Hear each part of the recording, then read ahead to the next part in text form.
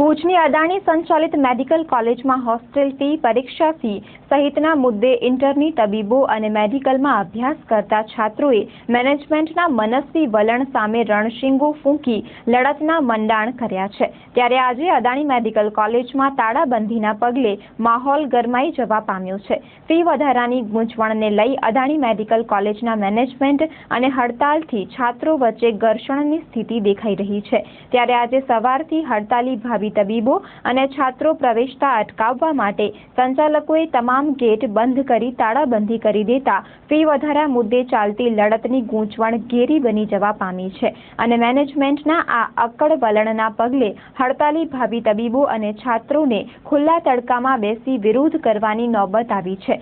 સંચાલકો વિદ્યાર્થીઓની માંગના મુદ્દે ટસના મસ ન થતા ગૂંચવણ વધી રહી છે. આ તરફ અખિલ ભારતીય વિદ્યાર્થી પરિષદે પણ અદાણી મેડિકલ કોલેજના ભાવિ લડતને ટેકો કરી સંચાલકોના વલણ સામે પોતાનો રોષ ઠાલવ્યો હતો.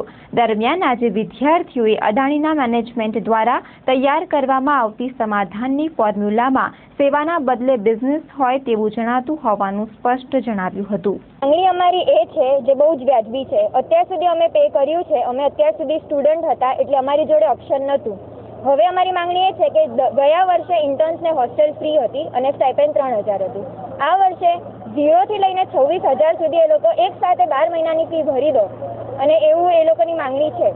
તો હવે આ વર્ષથી અમારી સાથે કેમ અન્યાય કરવામાં આવે છે? હવે એ લોકો એમ કહે છે, ડિસિઝન એમ કહીને નહીં આપતા કે એકની ફી માફ કરે તો બધાની કરવી પડે, પણ એવું નથી. સ્ટુડન્ટની ફી તો લે જ છે, ઇન્ટર્ન્સની ફી માફ કરવામાં આવી છે. હવે એમના સ્ટુડન્ટ નથી, અમે એમનું સ્ટાફ છીએ.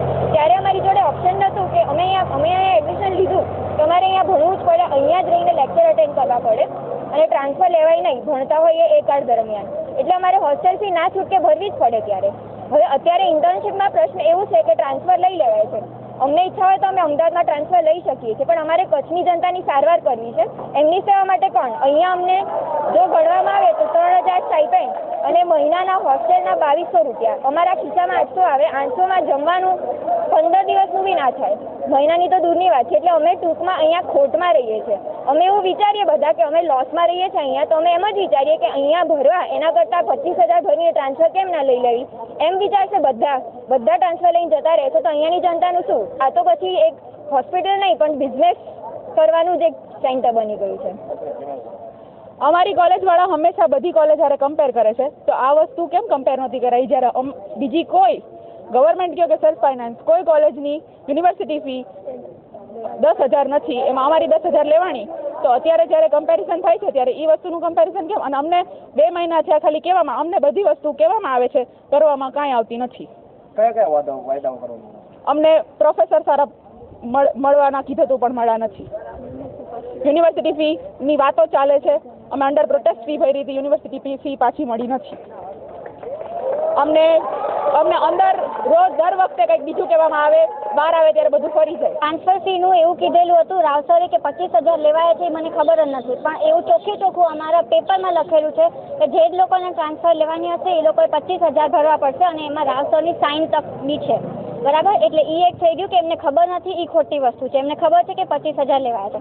25,000 × 54 જણા એટલે 13.5 લાખ રૂપિયા એ આવ્યા છે એ લોકોના. બીજી વસ્તુ એ કે જે લોકો ટ્રાન્સફર લઈને જાય એ લોકોને સ્ટાઇપન્ડ મળતું નથી, એટલે એ લોકોના 3,000 રૂપિયા એ બચશે. 3,000 × 54 જણા એટલે 16 લાખ એ લોકોના બીજા બચશે. તો હવે એ લોકો અમને કમ્પેન્સેટ શું કામ ન કરી શકે? 54 જણા ગયા છે, 54 જણા ગયા છે, બીજા 48 જણા ફેલ થયા છે. તો અત્યારે અમે ઇન્ટર્ન્સમાં 161ની બેચના બદલે ખાલી 60 જણા કામ કરી રહ્યા છે. તો અમે આટલા બધાનું કામ અમે કરીએ છીએ, તો અમે કામમાં કમ્પેન્સેટ કરીએ છીએ, તો એ લોકો અમને રૂપિયા એક્સ્ટ્રા આપવામાં શું કામ કમ્પેન્સેટ ના કરી શકે? એ બી ટ્રાન્સફર ફી મળ્યા પછી એ લોકો જે ટ્રાન્સફરમાં ગયા એ લોકોનું સ્ટાઇપન્ડ બચ્યું છે, એ લોકોને નથી આપવાનું, એ બી રૂપિયા બચ્યા છે. એ બધા ક્યાં ગયા? ઓલમોસ્ટ બિઝનેસ જ લાગી રહ્યો છે. બિકોઝ એ લોકોને અમારી તો કોઈ પડી જ નથી. અમે અહીંયા એકદમ અમારી ડ્યુટી રેગ્યુલરલી રોજ આવીને કરીએ છીએ, તો એ લોકોને કમ્પેન્સેશન નથી આપવું. એ લોકો એમ કહે છે કે તમે તમારી ડ્યુટી કરીને કોઈ મહેરબાની નથી કરતા. અમે બી નથી કહેતા કે અમે મહેરબાની કરીએ છીએ, અમે બી શીખીએ જ છીએ. પણ અમે જ્યારે વધારે કામ કરીએ છીએ તો એ લોકોની પાસે આટલા રૂપિયા હોવા છતાં, આવ્યા છતાં એ લોકો કમ્પેન્સેટ કેમ ના કરી શકે?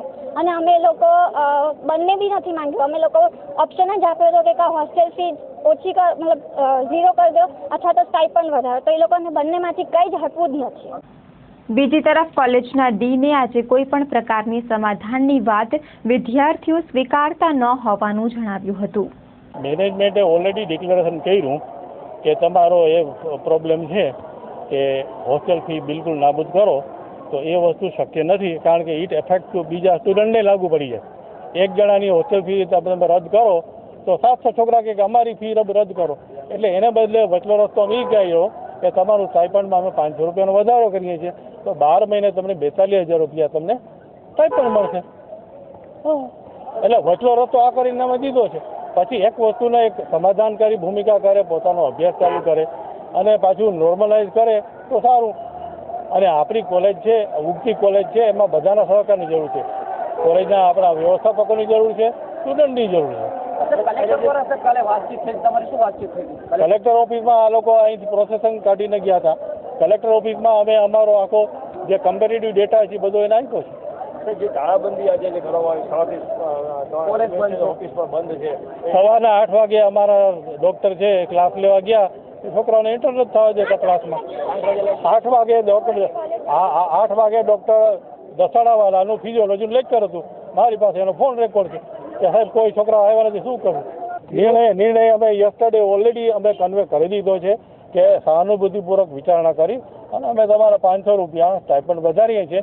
એ તમે કોમ્પન્સેટરી તમારો ગેંગ ગણો બસ.